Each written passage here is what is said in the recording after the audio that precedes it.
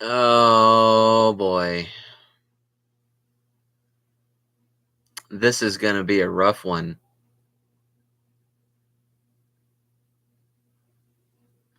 You know, the titles of Showa Gamera movies as they were re-edited and horrendously panned and scanned in America are really strange. The American version of the original Gamera was called Gamera the Invincible. Gamera vs. Berrigan was retitled War of the Monsters. Gamera vs. Gauss was retitled Return of the Giant Monsters. And then Gamera vs. Viras comes along, and they retitle it to Destroy All Planets. Now, I don't mean to sound like I'm copying Brendan Tenold or maybe Zazabar when I say this, but were they really just trying to fuck with people? Because what other monster movie came out in 1968 with the word destroy all in the title? Think about that for a sec.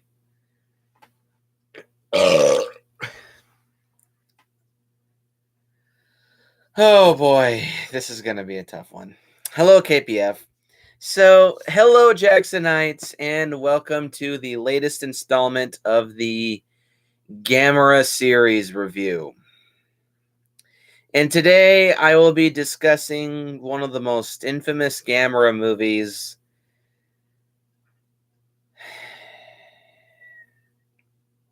And is easily the second worst of the entire franchise.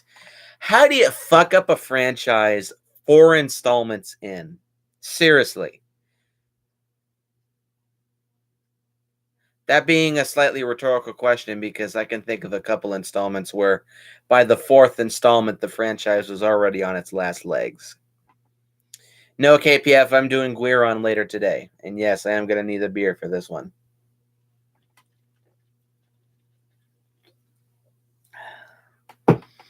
So yes, indeed, Gamera versus Viras today from 1968. Yes, I am doing it. I am doing Guiron with Pierce. Gamera versus Viras is a bit of an infamous installment. A bit of an infamous installment in the Gamera series because it was at this point when the status quo for Gamera movies was firmly and fully established. This was when the series would start becoming known for extremely annoying characters, really hackneyed alien invasion plots, overuse of stock footage, crappy special effects, and piss-poor monster fights. And yet these movies were considered popular for a time.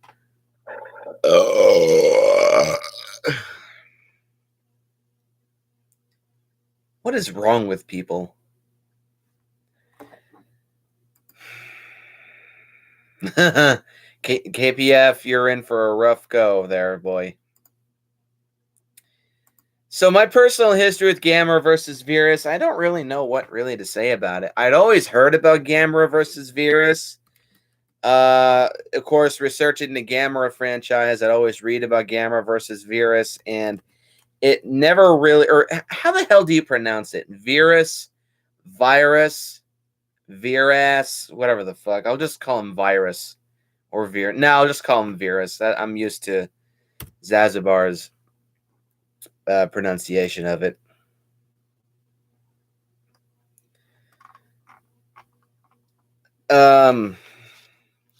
I'm not sure if this will be a particularly long episode because this movie is just so bad and there's so little to say about it at the same time. But anyway, my history with this, I never really was interested in seeing Gamera versus Viras because the plot sounded just really uninteresting to me when I would research the film. And actually, I didn't get around to seeing Gamera versus Viras until not long after Zazabar did his episode of Gamera versus Viras for his Gamera Palooza. In which, by the way, Bill, that has got to be arguably my 3rd or 4th favorite episode of Gamera Palooza. Bill tears that move. Oh yeah, I should probably show you. Bill tears Gamera versus Viras. One hell of a new asshole, and it is not pleasant to look at.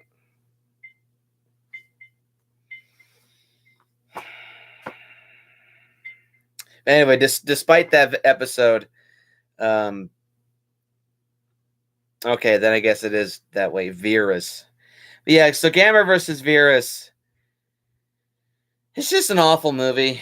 And I finally got around to seeing Gamera versus Viras in full not long after Bill did his episode of Gamera Palooza. And all the stuff that Bill has to say about this movie in his review is pretty spot on.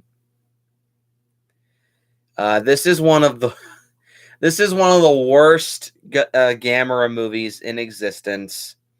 It's arguably one of the worst monster movies ever made. However, his statement of saying that Gamera versus Viras is worse than Godzilla's Revenge, I kind of have to say that's a little debatable. But if somebody was to say it's as bad as Gamera versus Viras, I certainly, or not, as if somebody was to say it's as bad as Godzilla's Revenge, I certainly would agree with that. And it's really fucking sad that there's still 2 more Gamera movies in this series that are giving Godzilla's Revenge and Gamera versus Viras serious competition for worst monster movie ever made.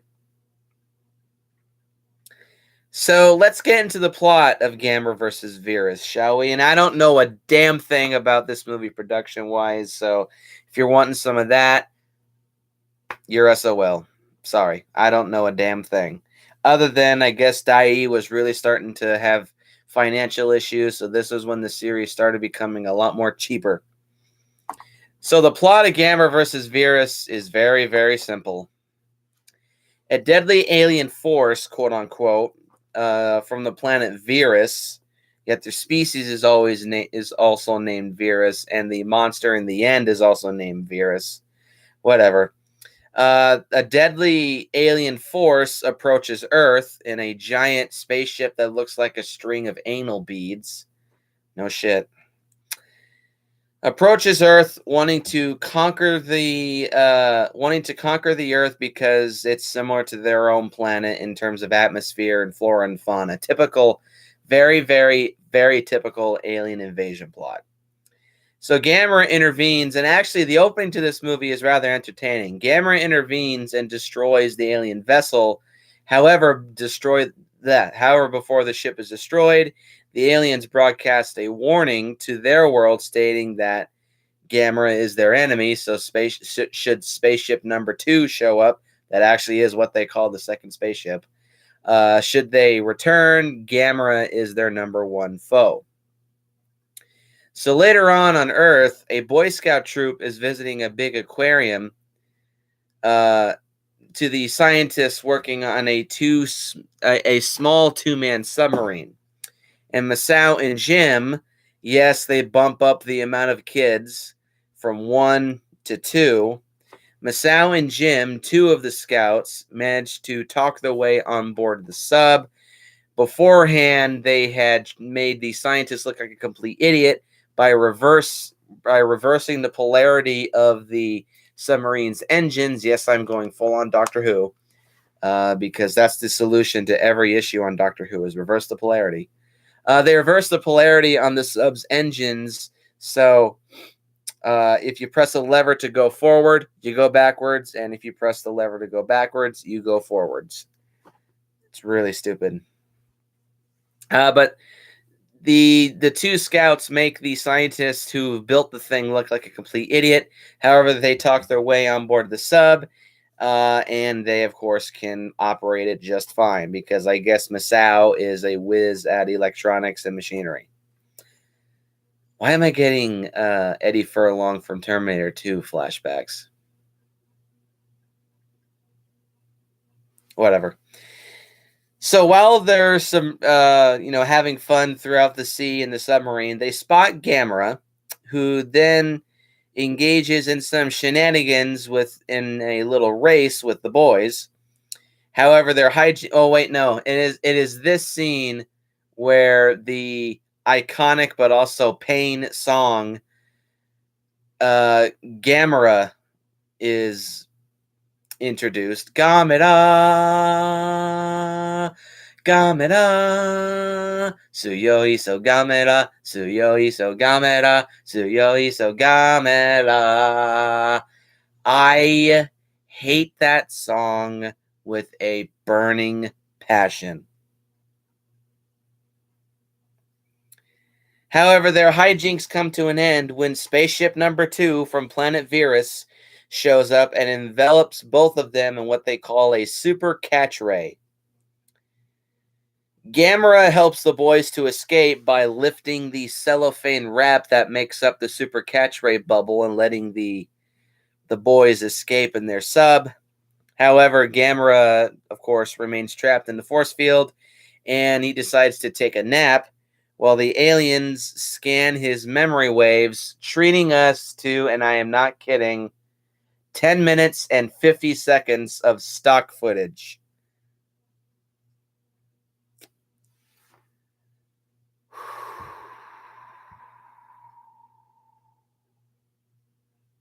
Why? So they somehow learn of Gamera's one weakness, his soft spot for kids.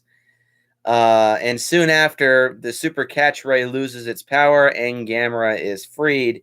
However, the aliens capture Jim and Masao, and they bring them on board of their ship, and they threaten Gamera via telepathy that if he does not cooperate, they will kill the boys. So Gamera is, of course, willing to sell himself into slavery in order to protect these two brat punks. But whatever. So soon, anyway, so powerless to help them, Gamera lands, and the aliens then tell the boys, you will have complete freedom on board our ship as long as you do not do anything that will harm or cause us any foul luck. So yeah, just go ahead, walk around the ship, boys. And it's after this where they decide to attach a brainwave control device to Gamera's head. And the aliens then force Gamera to do their bidding, brainwashing him. Why? You have these kids and you're holding a knife to their throat and telling Gamera, do what we say or we'll kill the kids. But then we pull this magical brain device control out of your ass and just says, poof, here, put this on Gamera. Now he'll do what we say. And while on board, oh God, it's just so stupid. Why didn't you do that in the first place? And while on board the spaceship, the boys continuously try to escape. Gamera, however, who is of course under the influence of the aliens, is destroying dams and cities by the handful via more stock footage.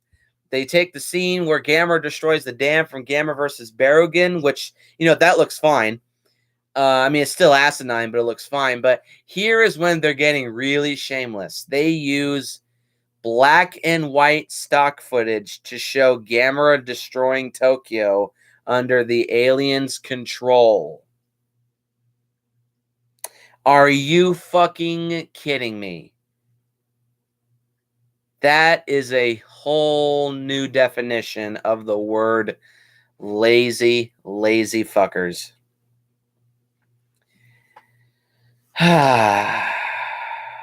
So while they're on board the spaceship, Jim and Masao discover a squid-like creature, thinking that it is another captive of the aliens. He is, however, the leader. However, we find that out in a little bit. So the boys help Gamera break free from the brainwave control device, and he begins to attack the spaceship. Grounded by Gamera, the aliens reveal that their human forms were just disguises, and Viras emerges from his cage, again establishing himself as their leader. And the aliens then all merge to form the giant monster Viras, which is essentially a big version of the small form of Viras, a giant squid-like monster. And Gamera and Viras have the one monster fight in the entire movie that's not stock footage, and they duke it out in a big beachside battle. However, Gamera manages to pull Viras into the upper atmosphere, freezing him to death, and he then flings Viras's body back into the ocean, causing him to crumble into pieces and die.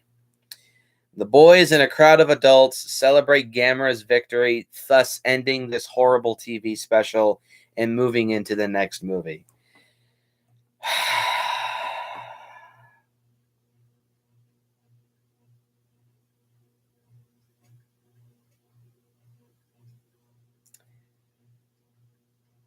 Why?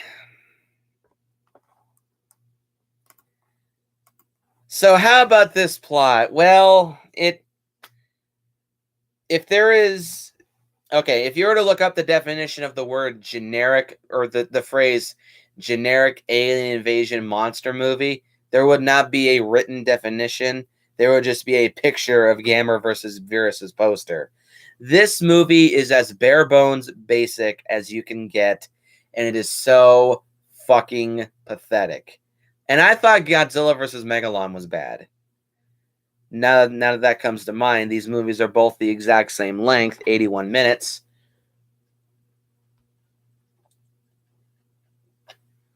Oh, damn. And overall, this movie is just terrible.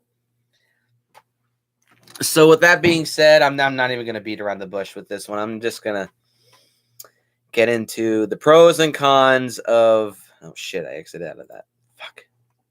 Hang on one second. I got to get something. Is there anything good about this movie's plot? Unless you got like a 3-year-old running around that's bothering you that likes giant monsters. And that's essentially what this movie is. It's a kid's movie. Because this is also when the series really started to pander itself towards kids. And it definitely shows. I mean, you have 2 extra kids in this movie. Hang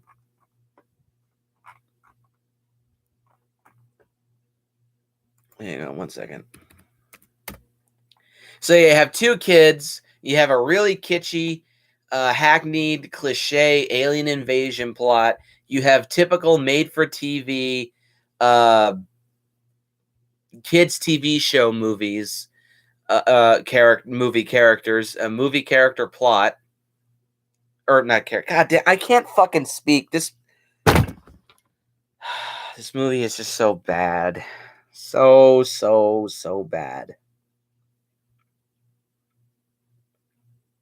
I have to agree with Bill when he says that this movie feels just like one of those made-for-TV special films that were made to celebrate like a big milestone or just be a special occasion in a Nickelodeon or Cartoon Network kids TV show. It would be like an hour and 20-minute long TV special that takes place in that show's universe, but it was a movie and not just an average episode of the TV series.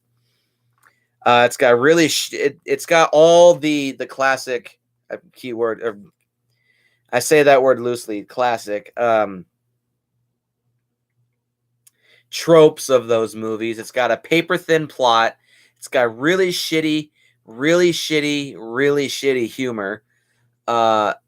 Crappy villains, crappy effects. But the only reason that kids like the film is because it has those characters that they like. This, of course, being a Gamera film. Kids like Gamera, so the only reason that they may like this movie and put up with all the bullshit in it is because Gamera is in it. And that's really, really, really fucking sad. Tastes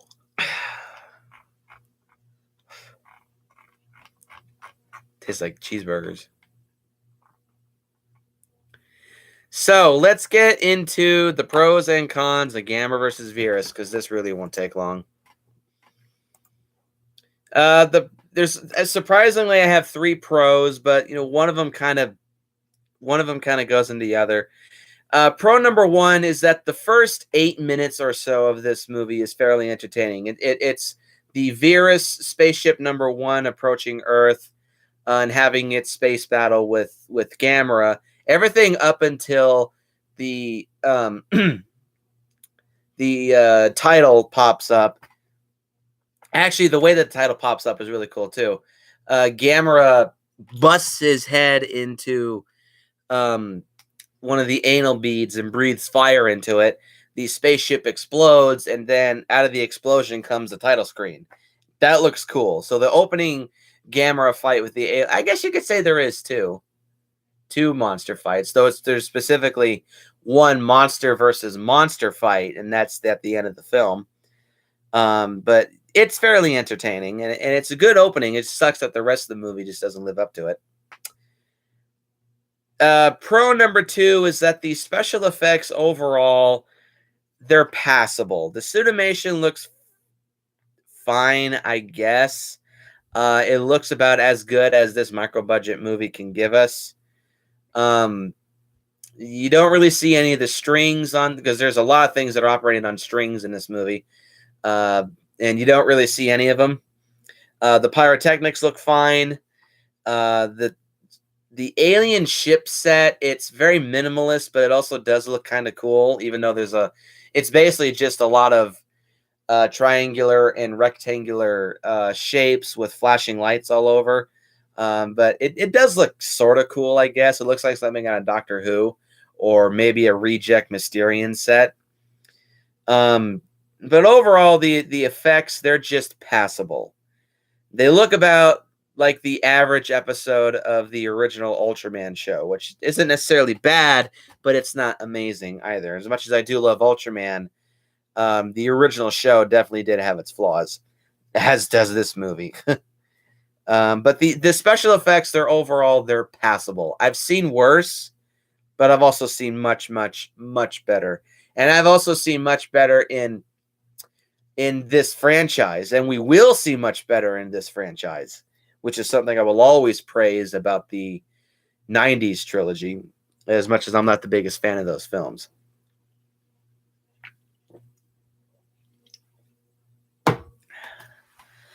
And pro number three is that the one monster fight between Gamera and Viras, it's passable. It's not nearly as fun as the fights between Gamera and Gauss and Gamera versus Gauss, and I don't like it nearly as much as Gamera's final fight with Barugan, though it is certainly better than Gamera's first fight with Barugan, but that's just mostly out of default because as much as I love Gamera versus Barugan, the first fight's not that good. So the final fight between Gamera versus Viras is it's very basic and it's just passable. Again, I've seen way worse, but I've also seen much better. And this will start the long trend of the Gamera series, especially the Showa series, really struggling to have fun and good monster fights. So they're mainly passable, especially for the rest of the Showa series. Whew, boy. So yeah, the final monster fight, it's just passable. So with all that said, let's get into the cons. Oh, Jesus. Con number one is that all the characters, the adult characters, they suck. Again, they suffer from the archetype of those made-for-TV kid show movies of the adult cast are always unlikable, asshole, bossy archetype characters. They're just there to be dickheads to the characters and make their plight in the paper-thin plot artificially more difficult for them to get through. The characters just suck. There's no personality to them. There's no good dialogue. There's no good humor. It's just really, really, really, really a terrible cast in this film. And speaking of which, con number two is this movie has terrible humor. It's not even remotely funny. It's only funny to a 4 or 5-year-old. Ah.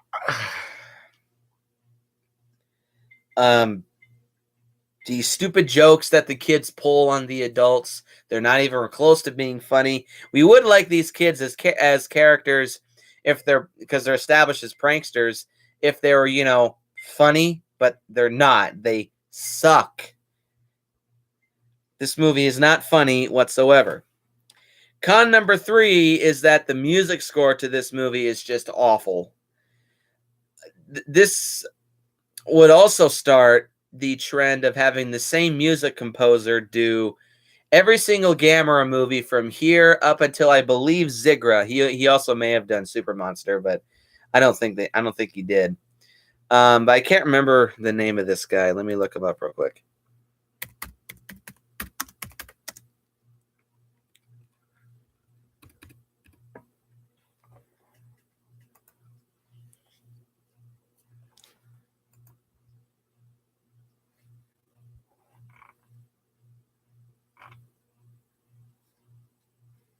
Nah, it doesn't say. Of course not. Though actually, let me look up something else. Gok the Body Snatcher from Hell.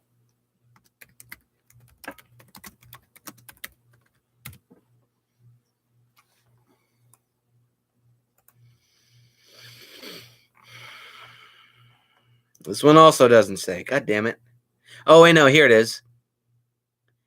Shinsei Kikuchi. Shinsuke Kikuchi would do the music for all the Gamera movies from Gamera vs. Viras up until, I believe, either Gamera vs. Zigra or Gamera Super Monster. And you're not a good music composer, dude. All your music sucks. It sucks in this movie, it sucks in the next, and the next, and the next, and potentially the last. I don't like the music in this movie whatsoever. It feels completely out of place. It's really annoying. It's really grating on the nerves, and it's just not a fun listen. Con number 4 is that this movie is also paced horrendously. It's either too slow in the middle or it's way too fast in the middle. And it's too slow in the middle and it's way too fast in the beginning. And actually, no, the beginning is too fast. The middle is too slow. The third act is when things start to pick up, but it's still not paced very well. This movie is paced worse than the original Gamera, and that's really saying something because that's one of the biggest issues with the original Gamera movie, despite me really liking the original Gamera movie. This movie is just not paced well at all. Con number 5 is Masao and Jim themselves.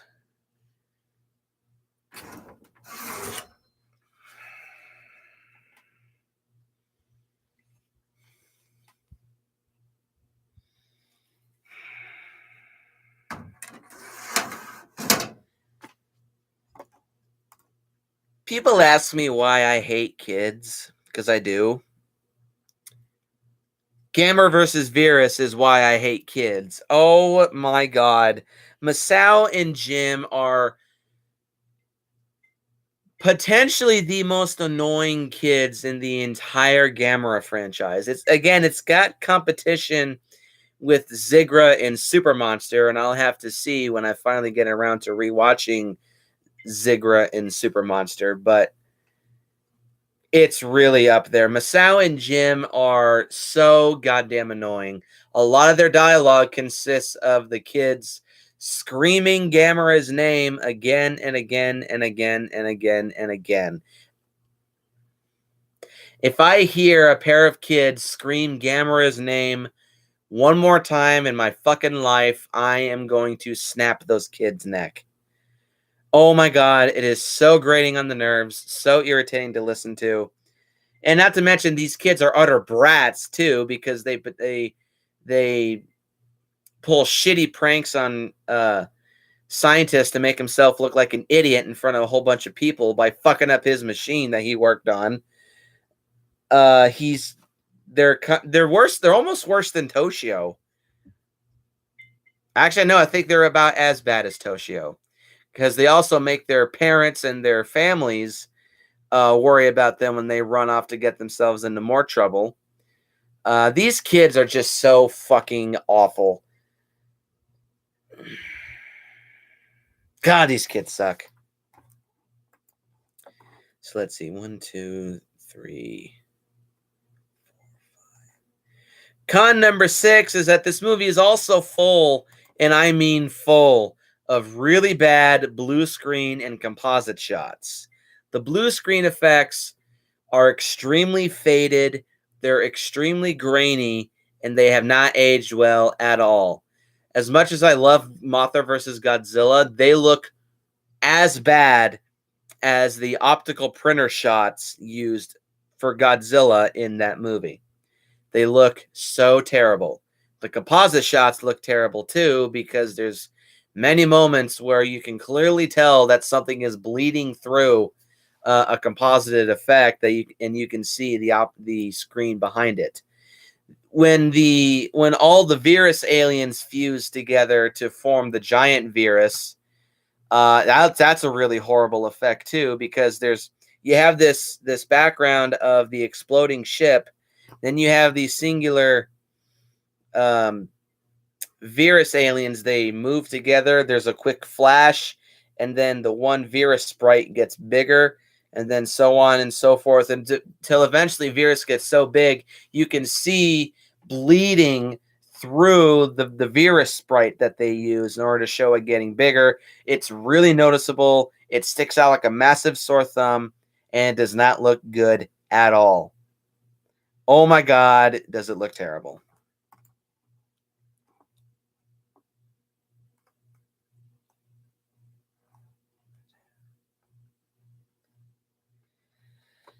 Con number 7 is, yes, the stock footage.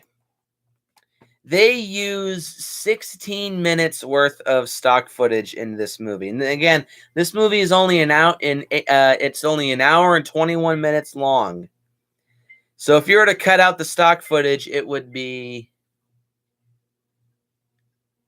an hour and 5 minutes. Actually, it would have been better if it was an hour and 5 minutes because it would have been a lot easier to sit through. And yes, I did skip through the stock footage when I rewatched the movie because I am not going to rewatch 4 movies in one of stuff that I've already reviewed. Same goes for Gamera Super Monster, which means I only have to sit through that movie for about an hour as well. Jesus, fuck balls. The stock footage is it sticks out like a sore thumb too because the special effects used in all the stock footage sticks out because the film grain looks different. B, the special effects in all previous 3 movies look way better than this piece of shit, and especially sticks out when they use black and white stock footage to portray Gamera destroying Tokyo. Why? It would have been one thing if they decided to colorize the black and white stock footage. It still would have been asinine, but it would have been much more tolerable other than using black and white stock footage to portray Gamera destroying Tokyo. Are you guys fucking dumbasses?